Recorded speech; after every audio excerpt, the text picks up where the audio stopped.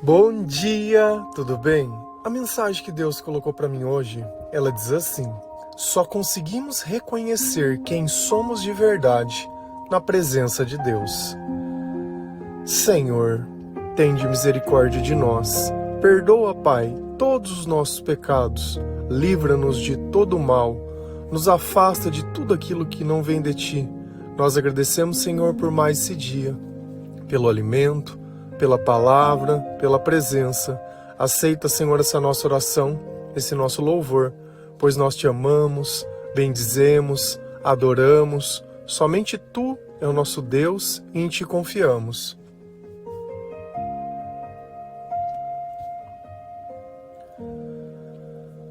Quando nós estamos em um lugar que ele é escuro, por mais que nós tenhamos olhos, eles não servem de nada. Nós dependemos da luz para poder ver. Assim como nós dependemos de Jesus para poder entender. Pois é através da sua graça, é através da sua misericórdia, que nós podemos receber o Espírito Santo e através dele entender a gravidade do nosso pecado e receber algo que nós não temos, que é a sabedoria, que é a capacidade de compreender o mundo espiritual e de nos aproximarmos de Deus. Por quê? Porque nós dependemos disso para viver uma vida verdadeira. Então quer dizer que eu não consigo viver na escuridão? É claro que você consegue. Porém, quando nós vivemos longe do Senhor, os nossos pensamentos e os nossos sentimentos, eles ficam descontrolados, porque dentro da nossa essência, dentro dos nossos instintos, dentro daquilo que é primitivo dentro de nós, o amor, ele é necessário. Então a nossa alma busca, a nossa alma tem sede, a nossa alma tem fome, porém nós não temos a compreensão espiritual do que é o amor, e somente a palavra revela o que é o amor, e Deus é o amor. Porém, como nós não temos essa revelação sem a palavra e sem a presença do Espírito Santo, a gente olha a Deus como uma religiosidade, como um sábado, como um domingo, como uma festa, como alguma coisa que eu só busco quando eu estou em necessidade. Quando eu não preciso de nada, Deus não é necessário. Por quê? Porque dentro da nossa cabeça nós conquistamos. E assim nós vamos nos iludindo e nos afastando de Deus. A não ser que você tenha um problema ao qual seus recursos não possam resolver, ou que você não encontrou alguém que satisfaça de uma forma que você creia que o problema possa ser resolvido. E assim nós vivemos dependendo de circunstâncias e de pessoas, e Deus se torna a última instância.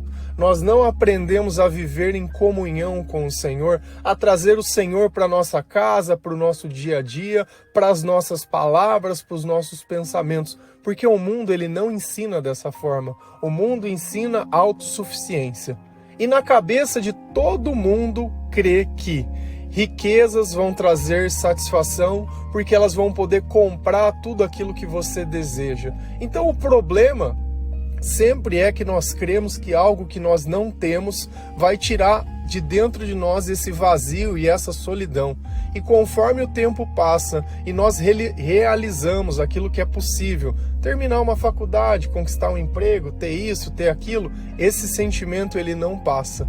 E quanto mais tempo nós gastamos, mais triste nós ficamos, porque nós percebemos que nós somos iludidos e nós somos enganados. E não temos uma satisfação e muito menos um propósito dentro das nossas vidas. Quando a gente vai lendo a Bíblia, o Novo Testamento, existe um último livro, que é o livro do Apocalipse, o livro das revelações. São as coisas que ainda precisam acontecer. E dentro dele existem exortações nominais a cada uma das igrejas. E existia uma das igrejas lá que era de Laodiceia. Se a gente vai pesquisar um pouquinho, porque isso não está na Bíblia, lá fala que era uma cidade muito rica, que essa cidade já tinha bancos, que ela era famosa pelos tecidos que ela fabricava. Ela conseguia fazer um tecido negro, que era muito valorizado naquela época. E também eles tinham uma medicina mais avançada, entre aspas. Eles faziam tipo um pozinho de misturar com água que servia como um colírio.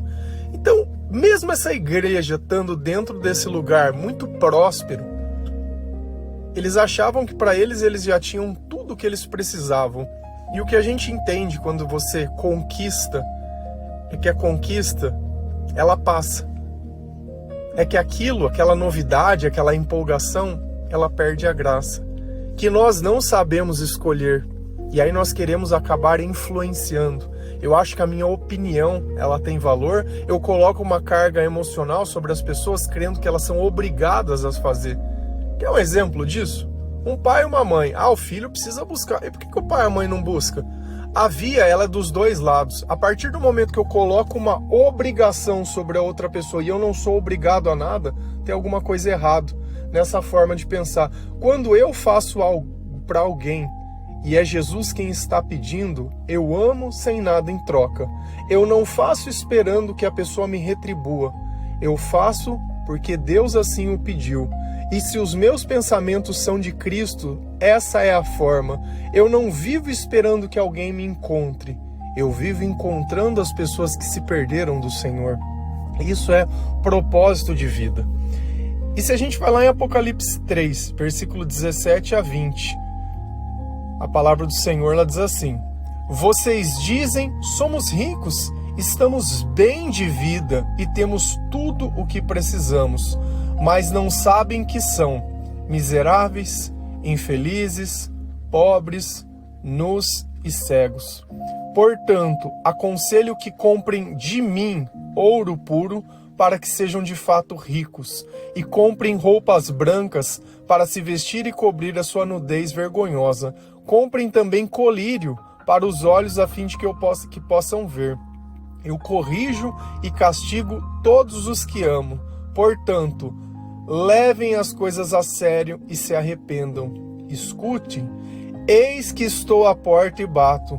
Se alguém ouvir a minha voz e abrir a porta, eu entrarei na sua casa e nós jantaremos juntos. Então quem está conversando conosco aqui é o apóstolo João, e quem está falando com ele é Jesus. Então essas palavras são de Jesus a quem? A igreja de Laodiceia. Uma igreja que achava que era muito rica.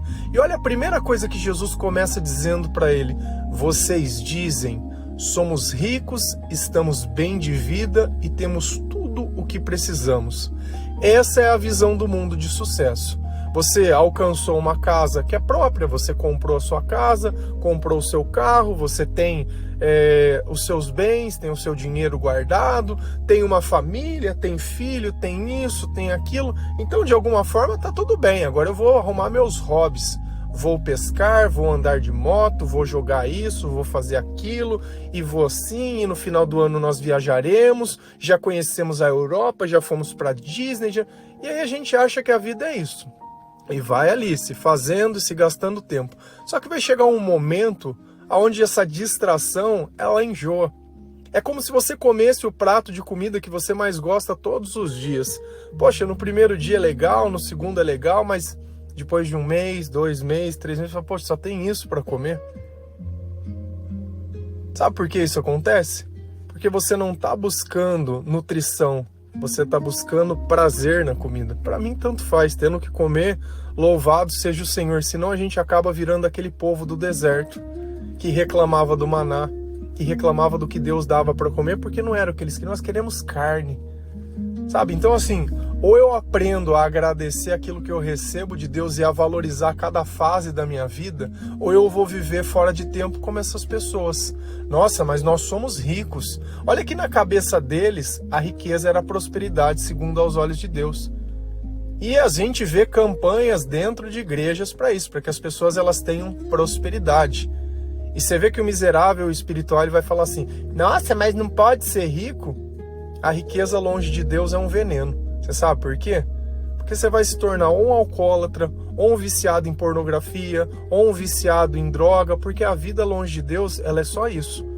E se você for dos mais limpinhos, você vai acabar tomando um remedinho, né? Porque você não faz nada de errado. Não suporta o peso do próprio pecado, porque não encontrou o Senhor para se arrepender, e vai lá tomar. Então, segundo os olhos do mundo, somos ricos, estamos bem de vida, temos tudo o que precisamos, uma cidade próspera, as pessoas dependem de nós. Olha, nós temos bancos, nós temos a medicina aqui para curar os olhos das pessoas, nós temos tudo. Nós temos tudo. E uma passagem que está acima dessa é que Deus fala que por eles não serem nem quente, nem frio, mas morno, Deus iria vomitá-los. Você viu que você está perto de Deus, mas não se entregar para Deus, porque está tão distraído pelas coisas que tem, crendo que aquilo é a prosperidade, que aquilo é a vontade de Deus. Agora vamos ver, segundo os olhos de Deus, quem nós somos.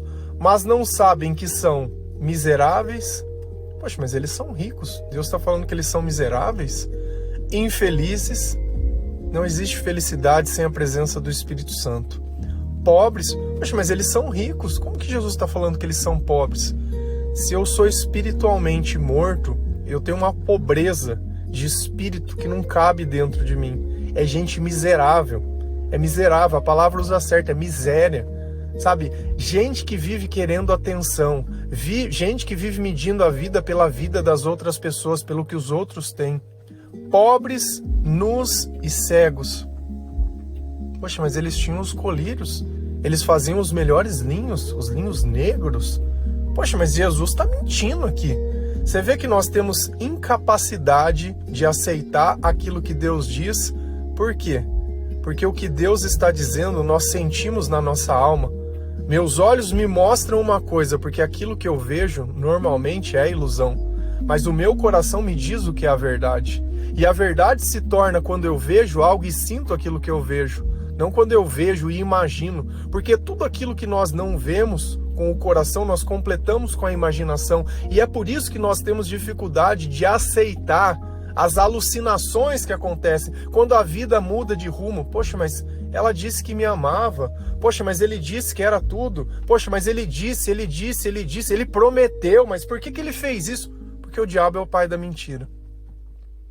Enquanto eu procuro no homem a razão de viver, enquanto eu procuro no sucesso, enquanto eu procuro nas coisas, não adianta. Nada vai bastar. E Jesus está dizendo, cuidado, porque vocês estão focando nas coisas erradas. Agora Jesus ele vai dar um conselho, e aqui ele está sendo irônico e não literal. Senão você vai achar que Jesus é um comerciante.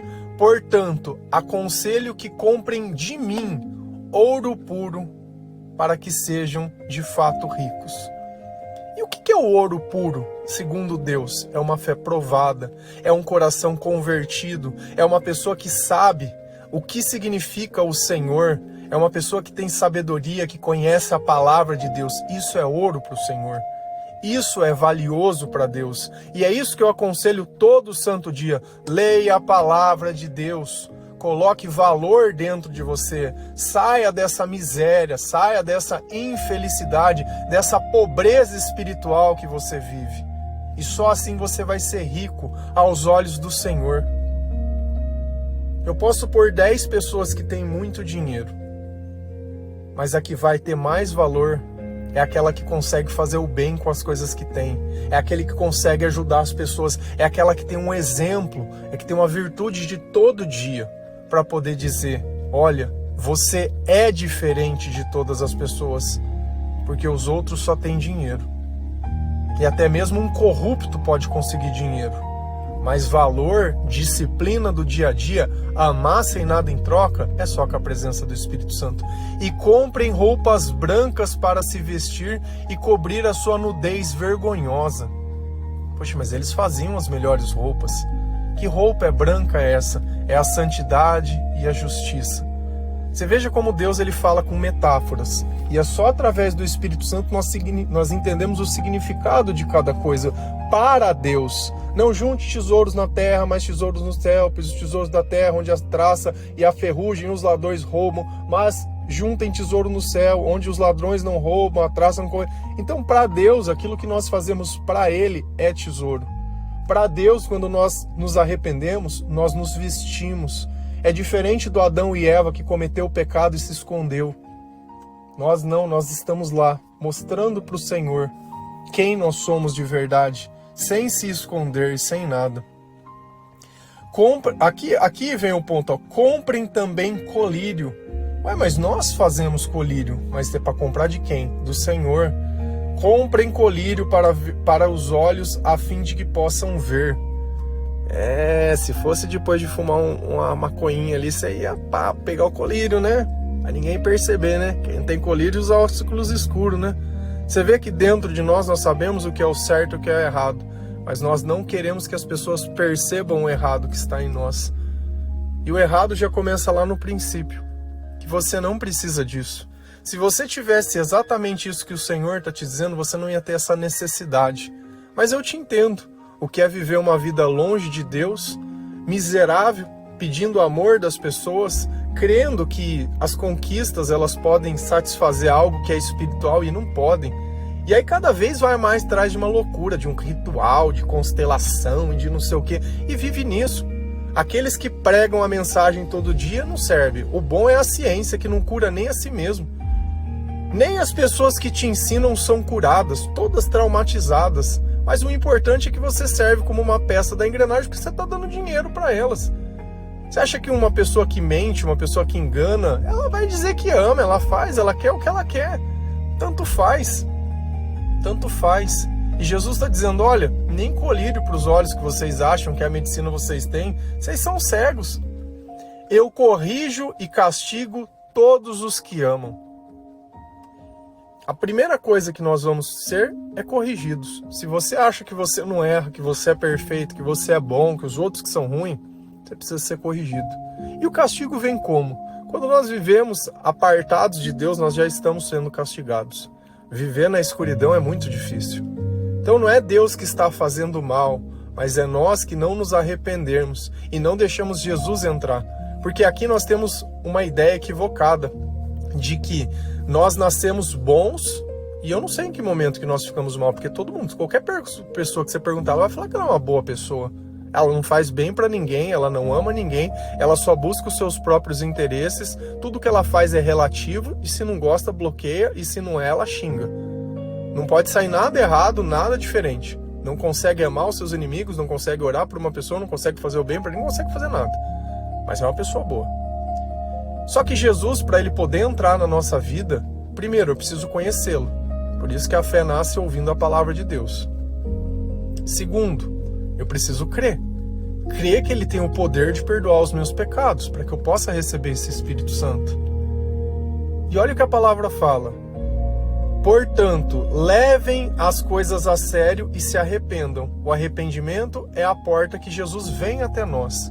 Ó Senhor, me perdoe pelas coisas que eu tenho feito, pelas coisas que eu tenho pensado, pela forma que eu tenho agido ou pelas coisas que eu fiz. Então Jesus, ele vem até mim.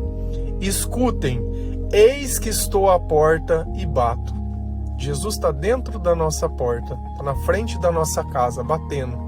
A palavra, quando ela chega até nós, é Jesus batendo. Um louvor que chega até nós é Jesus batendo. Se eu aceito e faço aquilo que a palavra diz, é Jesus entrando dentro de mim, entrando dentro dos meus pensamentos, é Ele colocando ordem na casa, expulsando os demônios que vivem dentro de mim. Se alguém ouvir a minha voz, se alguém ouvir a minha palavra e abrir a porta, e abrir a mente, e aceitar, eu entrarei na sua casa, eu entrarei no seu corpo, eu entrarei no seu templo, e nós jantaremos juntos. Para mim colocar uma pessoa dentro da minha casa, para ela comer comigo, é que eu tenho que ter comunhão. Ele vai partilhar o mesmo jantar, a mesma ceia, o mesmo tudo. E esse é o convite todos os dias, de Jesus batendo a nossa porta, dizendo, olha, isso é o certo, isso é o certo, isso é o certo, isso é consequência das coisas erradas que você fez. Não tem jeito da gente achar que porque tá próspero, tem prosperidade. Porque você viu que segundo ao Senhor, as coisas do mundo não são as coisas de Deus. E nós precisamos de Jesus, e nós precisamos abrir essa porta. Eis que estou à porta e bato. Se alguém abrir a porta. Será que você abriu a porta para Jesus entrar? Ou às vezes você abre e entra, e de final de semana você tira e fala, Senhor, sai daqui que eu vou tomar a minha cerveja, eu vou fazer o meu churrasco, eu vou tocar o meu terror aqui, eu não quero saber. Porque é muito triste a gente olhar aqui algumas pessoas, não vou julgar todas, tá? A maioria permanece, mas alguns poderiam se firmar mais no Senhor. porque lá na frente não venham reclamar que alguma coisa não deu certo. Não venham reclamar que as coisas não deram certo, porque tem um depois, e nós falamos sobre isso.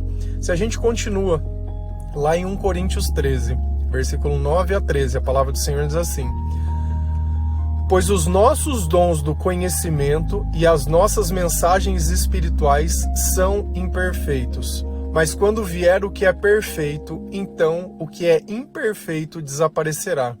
Quando eu era criança, falava como criança, sentia como criança e pensava como criança. Agora que sou adulto, parei de agir como criança. O que agora vemos é uma imagem imperfeita em um espelho embaçado, mas depois veremos face a face.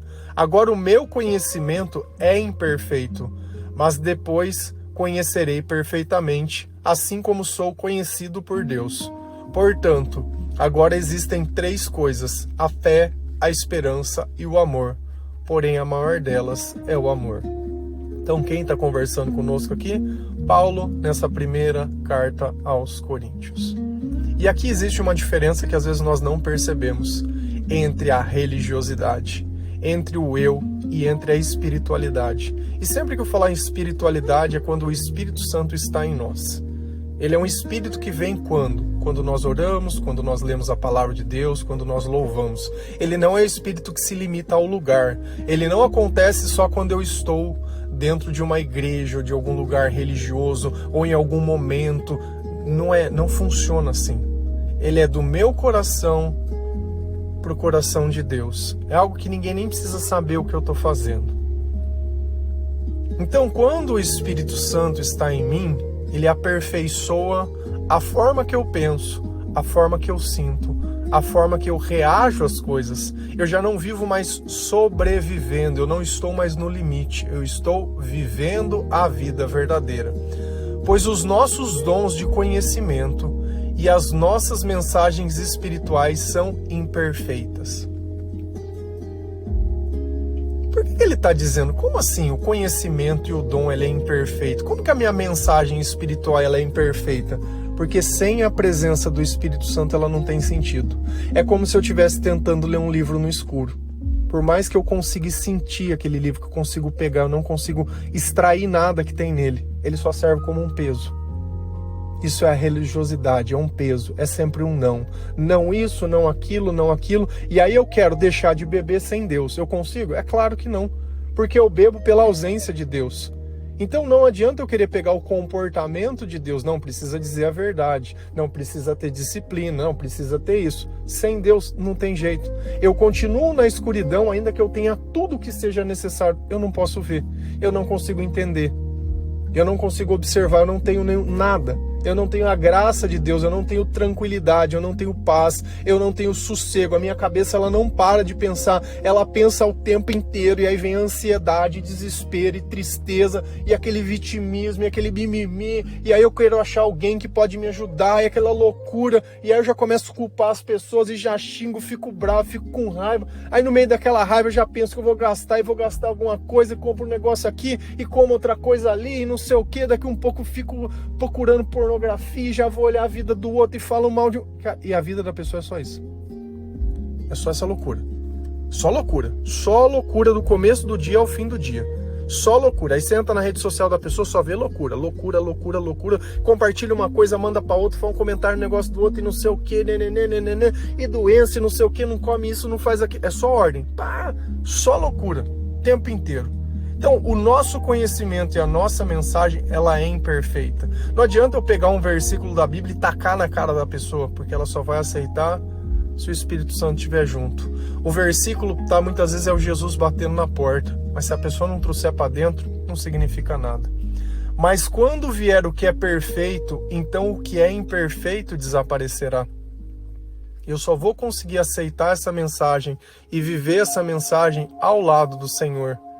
Quando o perfeito vier, quando o Espírito Santo vier, então aquilo que é imperfeito, aquilo que eu era, aquele passado, aquela dependência emocional, aquela escravidão, aquela tristeza, aquela insegurança, aquele medo, aquela frustração, a raiva, o ódio, a amargura e a mentira, e tudo aquilo tudo aquilo que é imperfeito passa. Tudo aquilo passa. Porque eu acendi a luz, a escuridão ela vai embora. E a luz não está em nós, tá? Que fique muito bem claro. Aqui vem o ponto principal que a gente precisa entender, que ninguém entende. É nítido quando, se eu não pudesse ver uma criança e eu começasse a descrever alguns comportamentos, você vai falar, é um adulto ou é uma criança?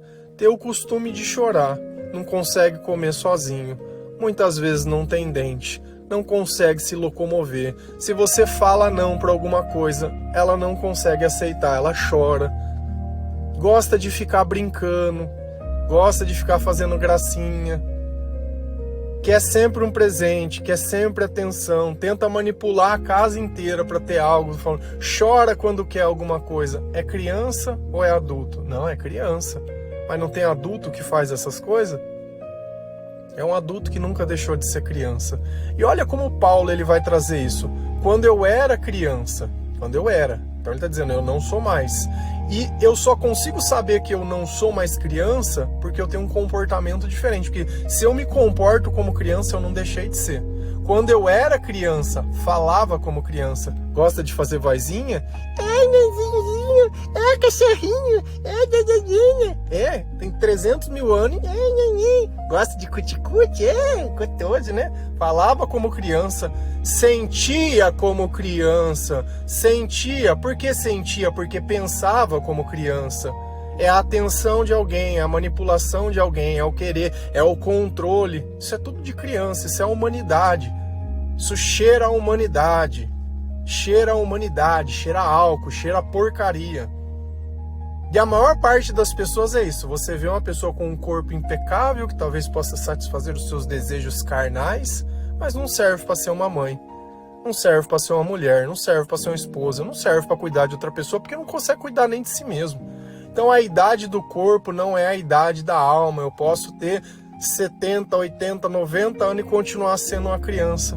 Posso ter 5 anos e continuar sendo criança, 20 anos sendo criança, posso morrer criança. Porque o meu comportamento é de criança, o meu pensamento é de criança.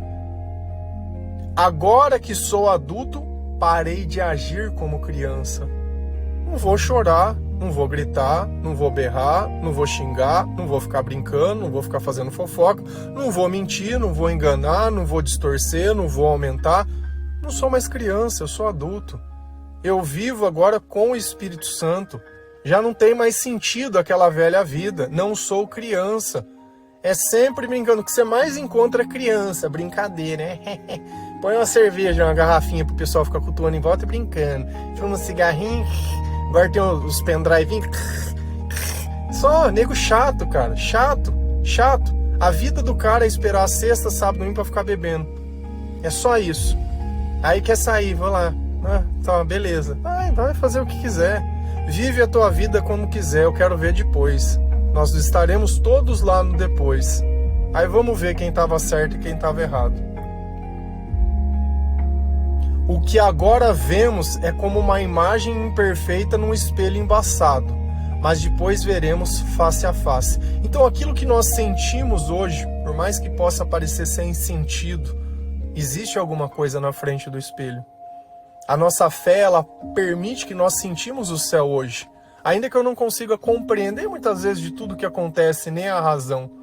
Mas uma hora tudo vai fazer sentido. Nós veremos face a face. Agora o meu conhecimento é imperfeito.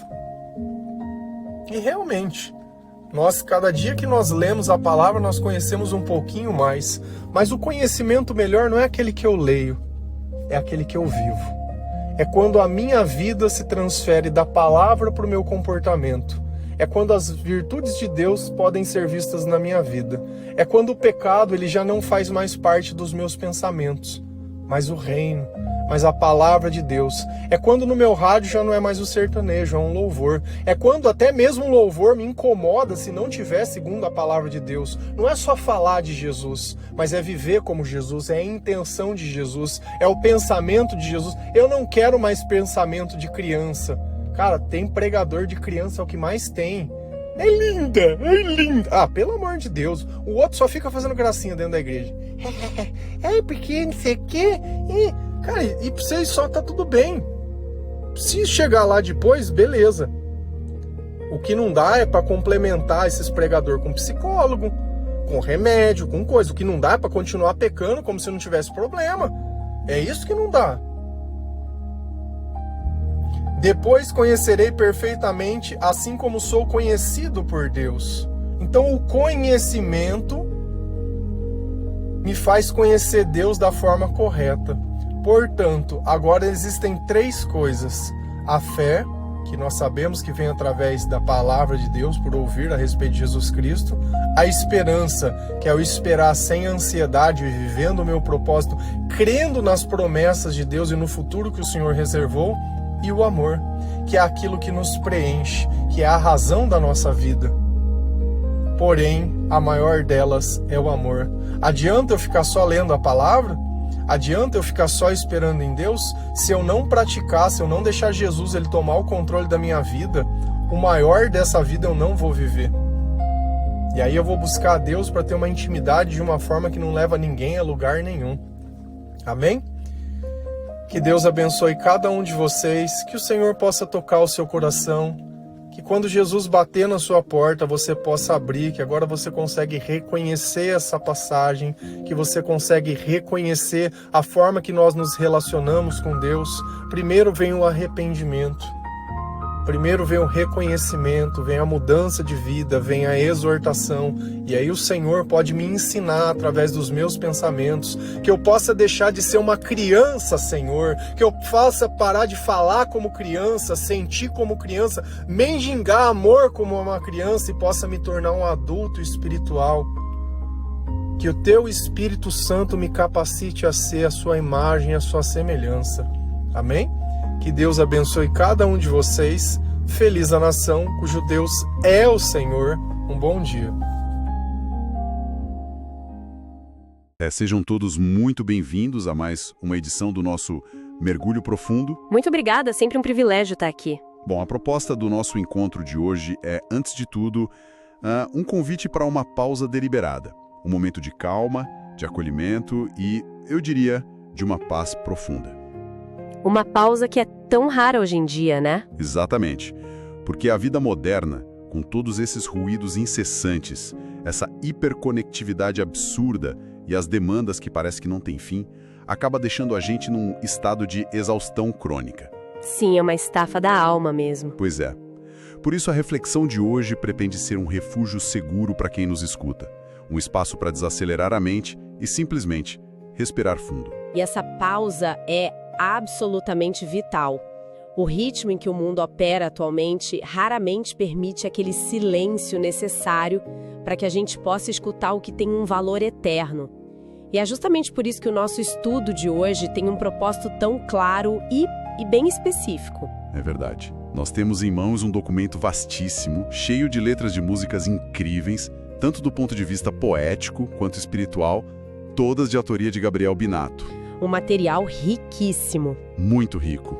Mas a nossa missão aqui será focar a atenção de uma maneira exclusiva, quase cirúrgica, em uma única obra desse documento. A canção intitulada 37, Viveremos Juntos. E a nossa metodologia hoje será feita com muita reverência, com muita calma. Com certeza. A ideia não é ler a letra da música inteira de uma vez. Fazer isso seria atropelar a poesia, sabe? Perder a riqueza daqueles detalhes menores que constroem a mensagem. Exato. Em vez disso, a gente vai degustar cada linha, um passo de cada vez. Perfeito. Vamos analisar cada pequeno verso, sempre colocando ele lado a lado com a sua base bíblica. E para isso, vamos usar a nova tradução na linguagem de hoje, a famosa NTLH. O grande objetivo é desvendar aquelas camadas de significado teológico e prático que sustentam cada palavra dessa composição maravilhosa. É uma abordagem que exige intencionalidade, porque nos obriga a abandonar a pressa. E quando a gente abandona a pressa e disseca a poesia ancorando ela no texto bíblico dessa forma, a gente percebe rápido que não estamos lidando só com uma música. Não mesmo. Estamos diante de um diálogo. Exato. Um diálogo denso entre o divino e a alma humana, que oferece uma base muito sólida para a incerteza de um mundo onde as garantias parecem desmoronar todos os dias. Então, Vamos começar. Vamos sim. Para dar início a essa jornada, vamos adentrar o primeiro bloco da nossa reflexão, que a gente pode definir como o convite para a intimidade.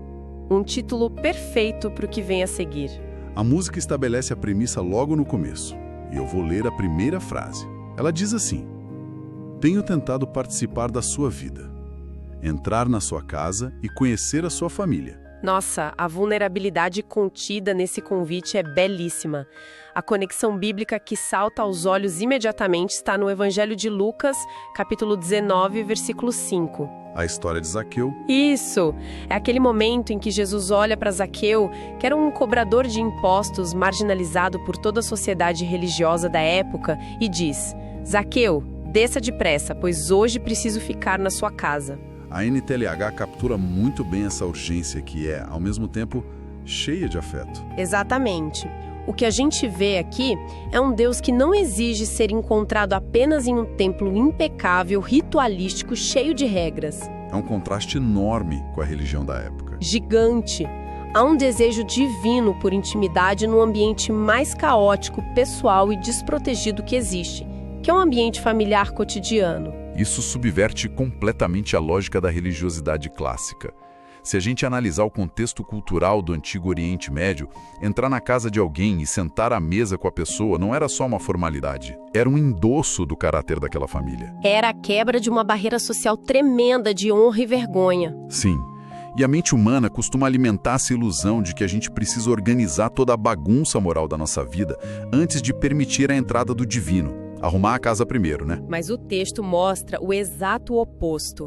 A presença divina pede passagem justamente para o meio dessa imperfeição diária da nossa vida comum. É libertador pensar assim.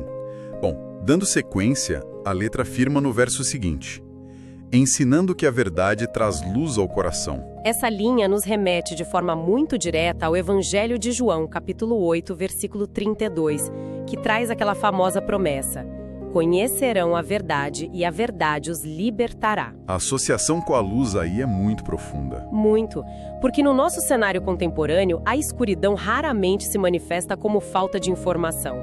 Pelo contrário, quem nos escuta sabe que vivemos uma crise causada pelo excesso. Uma crise epistemológica até. Muita informação e pouca sabedoria. É uma era de confusão, de pós-verdade, de ansiedade gerada por narrativas que conflitam o tempo todo. Então, quando a letra fala da verdade trazendo luz, ela está descrevendo um farol que dissipa essa neblina. É fantástico. A libertação mencionada por Cristo não é um conceito puramente abstrato para teólogos debaterem. Ela promove uma clareza que acalma o coração de forma extremamente prática no dia a dia. É uma mudança de paradigma enorme sobre o que significa estar livre. A verdade não é apresentada como um conjunto de regras punitivas, mas como um princípio organizador da nossa realidade. E essa organização interna leva a gente naturalmente ao próximo passo do processo, que a música descreve com a seguinte frase: que a renúncia ao pecado traz o perdão. A base bíblica para essa afirmação repousa lá em 1 João, capítulo 1, versículo 9. E aqui a gente tem a oportunidade de ouro de reavaliar como nós compreendemos a mecânica do perdão. Como assim? Historicamente, a palavra renúncia carrega um peso de tristeza, sabe? Como se fosse um sacrifício terrível imposto a nós. Perder algo bom. Ah, sim. A ideia de que estamos abrindo mão de algo que queríamos muito fazer. Exato.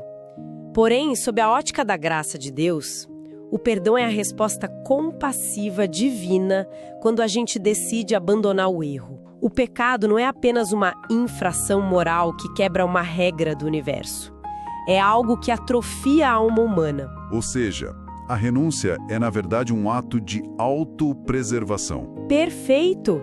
E o perdão flui exatamente para curar a ferida que aquele erro deixou. Isso altera a perspectiva sobre a culpa de maneira radical. A visão tradicional costuma tratar a renúncia como a perda dolorosa de algo legal. Mas o que estamos articulando aqui é que soltar o erro é, de fato, livrar-se de um peso totalmente tóxico. É soltar algo que está causando um dano real. E uma vez que esse peso é solto, a alma ganha uma agilidade incrível para focar no que realmente importa, como conclui a canção neste primeiro bloco, que é muito melhor amar do que odiar, deixar o passado e viver o momento. Olha, essa única frase faz uma ponte teológica impressionante com duas instruções vitais de Cristo. Quais seriam? A primeira está em Mateus 5, versículo 44, onde encontramos aquele mandamento revolucionário de amar até mesmo os nossos inimigos, e a segunda está no próprio Mateus, no capítulo 6, versículo 34, que é a instrução para não se preocupar ansiosamente com o dia de amanhã. É brilhante, porque o ódio é uma âncora que prende o nosso espírito lá nas ofensas do passado. A gente não sai do lugar. E a ansiedade é outra âncora, só que ela projeta o espírito lá para os medos do futuro. Incrível. Então, quando há a decisão consciente de amar e de viver o presente, nós cortamos as correntes que mantêm o ser humano preso fora do agora. E é apenas no tempo presente que a comunhão real pode acontecer. Sem dúvida. E essa ideia de deixar a bagagem temporal para trás nos empurra direto para o centro gravitacional dessa canção. Porque, uma vez que nós nos desvencilhamos do passado e do futuro, precisamos decidir o que vamos fazer hoje, no presente, com a porta que está bem diante de nós. O que nos leva diretamente ao segundo bloco da nossa análise, o coração da comunhão. Aqui a gente chega ao refrão, onde a vulnerabilidade atinge o seu ápice. A letra declara: escutem, eis que estou à porta e bato. Essa é uma transposição literal da imagem lindíssima encontrada no livro de Apocalipse, capítulo 3, versículo 20. É uma cena muito poderosa. E o que torna essa cena tão impactante é a postura do soberano do universo, que se reduz à figura de um simples visitante aguardando permissão para entrar. Há um respeito absoluto, quase constrangedor, pela nossa agência humana, pela nossa liberdade. A teologia por trás disso mostra que Deus não invade, não arromba a porta, não força a entrada de jeito nenhum. Tem uma pintura muito famosa do artista inglês William Holman Hunt, chamada A Luz do Mundo, que ilustra perfeitamente essa passagem. Na obra, Jesus segura um lampião e bate em uma porta de madeira toda coberta de mato e ervas daninhas. E o detalhe mais crucial dessa pintura é que a porta não possui maçaneta do lado de fora. Uau! Essa metáfora visual muda toda a dinâmica do relacionamento. Significa que a responsabilidade da abertura é totalmente intransferível. Só pode ser aberta por dentro. Exatamente. Mas olha, isso levanta uma questão um pouco complexa, especialmente para os dias de hoje. A vida moderna exige tanto, suga tanta vitalidade de quem nos escuta, que muitas vezes o indivíduo que está do outro lado dessa porta está completamente esgotado.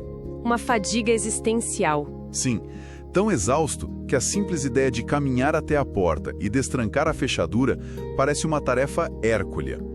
Como esse convite alcança quem está nesse nível de paralisia emocional? Essa é uma observação fundamental. E a resposta para isso reside na própria natureza do bater. O som da batida na porta já é, em si mesmo, uma manifestação maravilhosa da graça de Deus. Como assim? O indivíduo exausto não precisou sair de casa em uma longa peregrinação para buscar ajuda. A ajuda caminhou até a sua soleira. O esforço exigido de nós não é de produção, não é de limpeza pesada da casa para impressionar a visita. É apenas um esforço de rendição. E a letra da música prossegue mostrando exatamente a simplicidade dessa resposta humana. Se alguém ouvir a minha voz e abrir a porta, eu entrarei na sua casa. O que chama atenção logo de cara aqui é a ausência total de burocracia divina. Nenhuma exigência prévia. Nenhuma. O texto não coloca pré-condições do tipo: se alguém for moralmente impecável e tiver lido todos os livros sagrados, então pode abrir a porta. O condicional é puramente baseado na receptividade, ouvir e abrir. E uma vez que essa resposta genuína acontece, a promessa de presença é imediata e incontestável, trazendo consigo a frase que dá o título à obra: e nós viveremos juntos. Viveremos juntos. Essa é simplesmente a culminação de toda a grande narrativa bíblica. Desde o Jardim do Éden até a Nova Jerusalém no final de Apocalipse. É o plano original restaurado. Sim, o objetivo do divino nunca foi estabelecer uma religião fria de visitas esporádicas de domingo, mas sim o conceito de tabernáculo, É Deus habitando, convivendo diariamente com a humanidade. É a partilha do prosaico, do comum, sabe?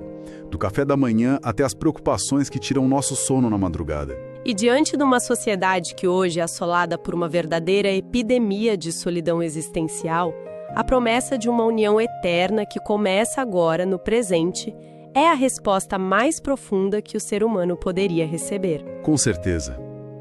Porém, é sabido que quando uma presença de uma magnitude tão grande passa a habitar um espaço pequeno e limitado como o nosso coração, a configuração desse espaço inevitavelmente se altera. Tudo muda de lugar. Tudo. O que nos conduz, com muita fluidez, ao terceiro bloco da nossa análise, a transformação interior. O foco agora se volta para o que ocorre no ambiente interno depois que a porta é finalmente aberta. O verso seguinte canta: "Tenho tentado despertar a esperança em sua oração." Isso ecoa de forma muito cristalina ao Salmo 31, versículo 24 na NTLH. Sejam fortes e tenham coragem todos vocês que põem a sua esperança no Senhor. Muitas vezes, a oração é tratada de uma forma tão superficial por nós, quase como uma lista de compras de supermercado, sabe? De transações e pedidos puramente utilitários. Vira um serviço de atendimento ao consumidor celestial. Perfeito.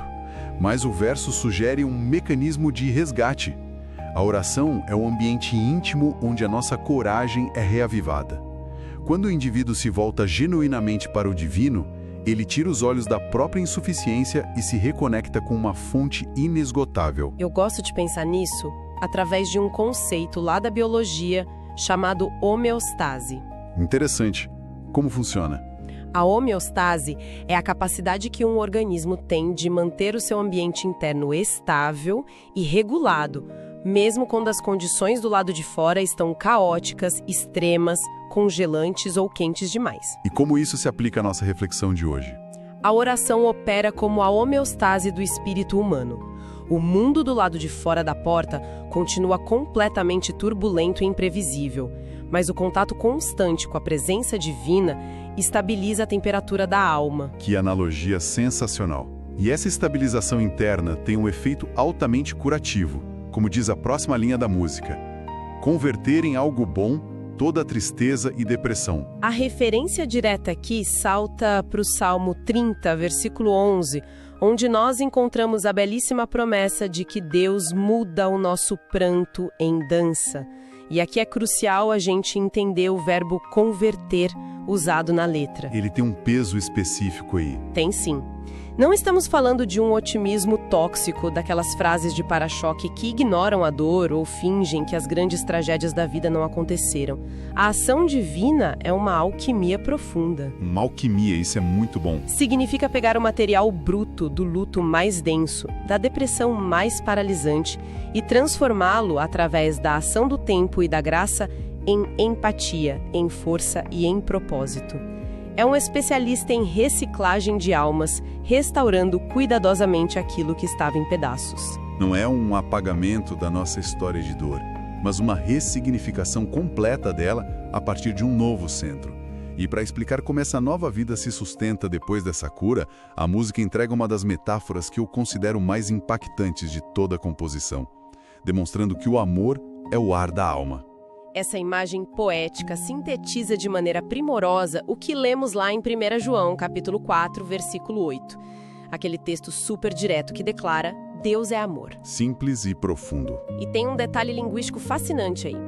No grego bíblico original, a palavra para espírito é pneuma, que também pode significar fôlego, respiração, vento. Pneuma, que dá origem a pneu, pneumático. Exatamente. Então acompanhe o raciocínio.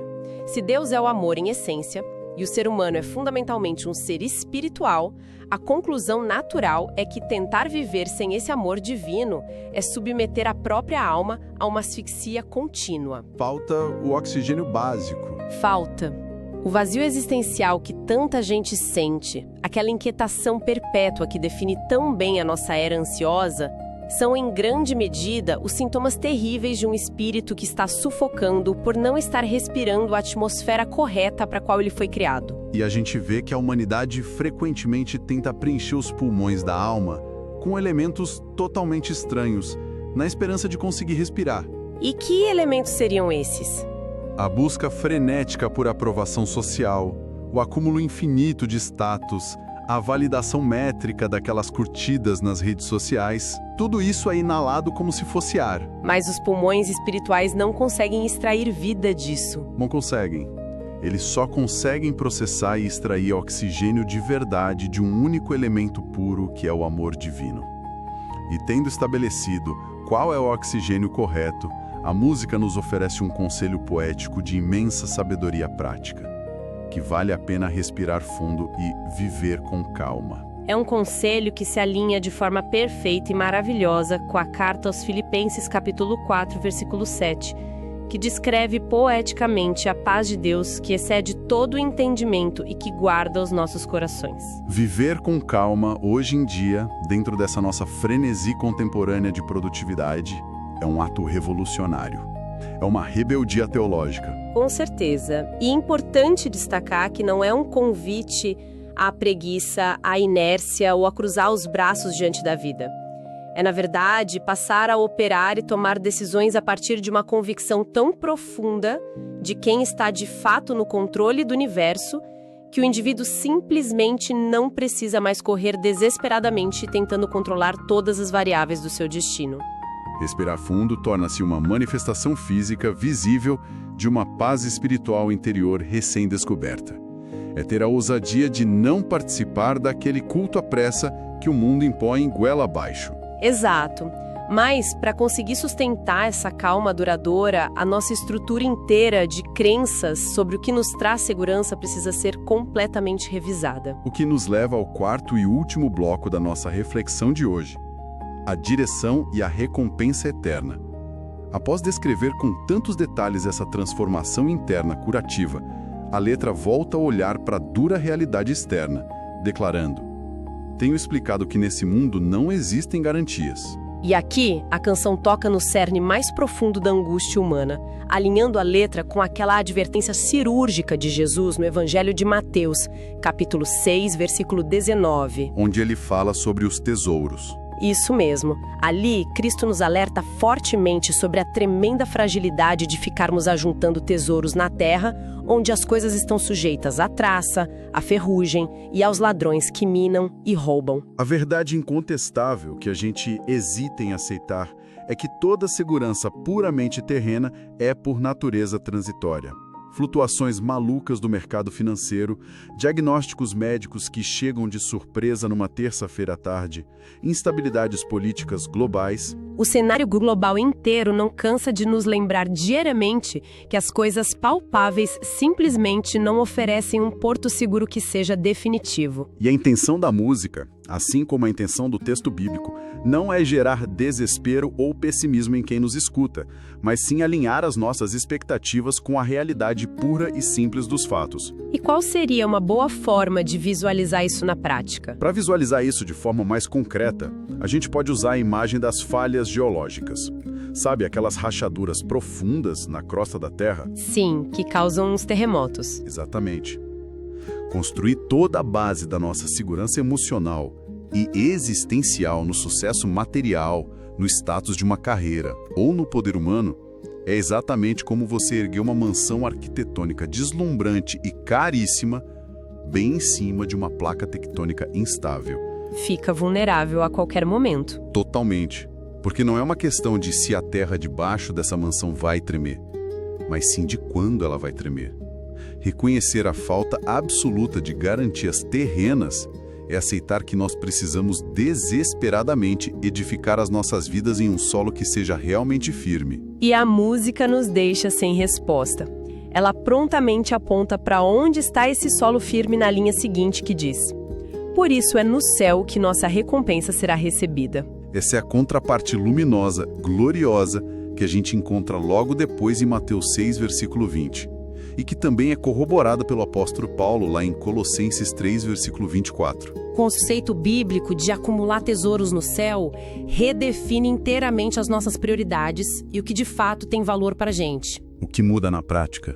A verdadeira riqueza, aquilo que é incorruptível e que nenhuma crise econômica consegue corroer, passa a ser o amor que nós doamos, a misericórdia que a gente exerce com o próximo, o caráter que é forjado no fogo da nossa convivência diária com Cristo. Isso tira um peso absurdo das nossas costas. Com certeza, porque quando a mente interioriza que a morada e a recompensa definitivas estão guardadas pelo próprio Deus de uma forma absolutamente inviolável, aquele peso esmagador de ter que vencer todas as disputas e garantir todas as posses nesta vida temporária simplesmente desaparece da nossa rotina. E voltando à necessidade de navegação num mundo complexo.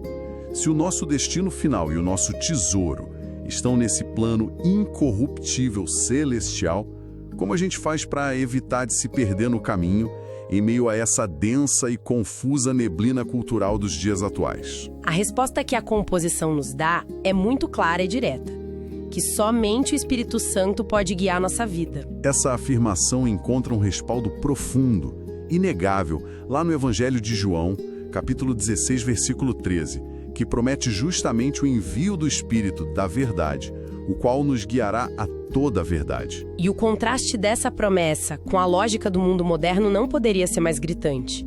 Hoje em dia, as bússolas que a sociedade oferece pra gente são os algoritmos imprevisíveis das redes, são os influenciadores do momento, são aquelas tendências culturais voláteis e ideologias que mudam de acordo com o ciclo de notícias da semana. É exaustivo tentar acompanhar. Muito, porque todas essas bússolas modernas estão sujeitas a campos magnéticos temporários, apontando para direções que mais cedo ou mais tarde acabam se provando completamente vazias e sem sentido. O Espírito Santo atua então como o único guia que é perfeitamente constante. Ele é um norte verdadeiro que não recalcula nossa rota de acordo com o que a opinião pública do Twitter acha, mantendo o indivíduo firme no curso contínuo do amor e da santidade. É como dispor de uma constelação brilhante e totalmente fixa no céu para se guiar, enquanto tudo ao nosso redor, aqui embaixo, está num movimento caótico e estressante. Maravilhoso! E para coroar essa longa e profunda jornada de versos que fizemos hoje, a canção encerra com uma instrução que ancora toda essa teologia que debatemos aqui diretamente na nossa vivência diária e prática. Ela diz: e que devemos buscar ao Senhor todos os dias. É o fecho perfeito para nossa análise e reflete com perfeição aquele ensinamento tão claro de Jesus em Mateus 6, versículo 33, que na NTLH diz o seguinte: portanto, ponham em primeiro lugar nas suas vidas o reino de Deus. A ênfase dessa última frase musical recai indiscutivelmente sobre a expressão todos os dias. Sim, porque a espiritualidade retratada nessa canção não é aquele evento estático e isolado de você ter ido lá e aberto a porta uma única vez num culto de domingo do passado. É a manutenção contínua e intencional dessa comunhão maravilhosa. É uma disciplina, sem dúvida nenhuma, e exige esforço. Mas é uma disciplina que é inteiramente motivada pelo afeto e pela gratidão, e não por um peso de legalismo religioso. É acordar e renovar diariamente, a cada amanhecer, aquele desejo mútuo e genuíno de viverem juntos. Como podemos amarrar todos esses fios dourados que fomos desatando com tanta calma ao longo do programa de hoje? Vamos empacotar o que descobrimos aqui para quem nos escuta. Vamos sim. O resumo de tudo é que, em um cenário global que se caracteriza por ser profundamente imprevisível, extremamente ruidoso e totalmente desprovido de qualquer solidez, buscar ancorar a nossa vida em seguranças temporárias é um esforço exaustivo e completamente vão. E o que percebemos é que a música 37, Viveremos Juntos, em momento algum oferece pra gente uma técnica barata de evasão da realidade. Ela não nega a dor do mundo. Pelo contrário, ela aponta para a única solução que é sustentável contra a incerteza crônica, e essa solução é simplesmente aceitar o convite para a intimidade divina. Permitir que essa presença sublime adentre a bagunça real da nossa existência traz clareza para a mente, converte o pranto em dança por meio daquela alquimia que mencionamos e calibra de vez a nossa bússola quebrada para apontar para a eternidade. E essa síntese que você fez agora captura perfeitamente a dinâmica da verdadeira transformação cristã. Ela acontece de dentro para fora. O caos externo torna-se não apenas suportável, mas até mesmo um campo fértil para o nosso amor operar e servir ao próximo, quando, e somente quando, o nosso interior está profundamente pacificado. Exatamente. A paz interna é a plataforma que nos permite agir no mundo externo sem sermos consumidos por ele. É verdade. E sabe, é muito fascinante pensar como uma última provocação para a gente levar no coração hoje, em como a nossa cultura investe quantias exorbitantes de dinheiro e uma energia imensurável na busca por segurança. Oh, com certeza, seguranças de todos os tipos. Alarmes cada vez mais sofisticados para as nossas casas, muros de condomínio cada vez mais altos, senhas complexas com dupla criptografia para os nossos dados bancários, apólices de seguro de vida caríssimas. A sociedade vive imersa num estado constante de defesa, trancando compulsivamente todas as portas e janelas com um pavor genuíno da incerteza que espreita lá fora, no amanhã. É um medo real e palpável. Mas talvez a grande ironia de tudo isso, e aqui deixo um pensamento para quem nos escuta processar e refletir silenciosamente hoje ao longo do dia, é que ao colocar absolutamente todo o nosso foco e energia em proteger essa fachada exterior com trancas e chaves tão pesadas, nós corremos um risco invisível e fatal, o risco de ignorar completamente a única porta interna que realmente importa. E qual porta é essa? A porta do nosso coração, onde repousa o nosso socorro absoluto. Aquele que já está de prontidão, bem ali do outro lado da madeira, apenas batendo com suavidade, oferecendo gratuitamente a paz e a segurança definitivas que nós tentamos tão desesperadamente e tão inutilmente fabricar sozinhos do lado de cá. Uma reflexão provocante e muito necessária para os nossos tempos. A gente protege obsessivamente aquilo que é perecível com trancas de ferro frio, enquanto a única resposta definitiva para a fragilidade da nossa alma continua aguardando com infinita paciência e amor apenas um simples girar da maçaneta por parte de quem ouve a batida. E como vimos, a batida na porta é um fato constante e gracioso.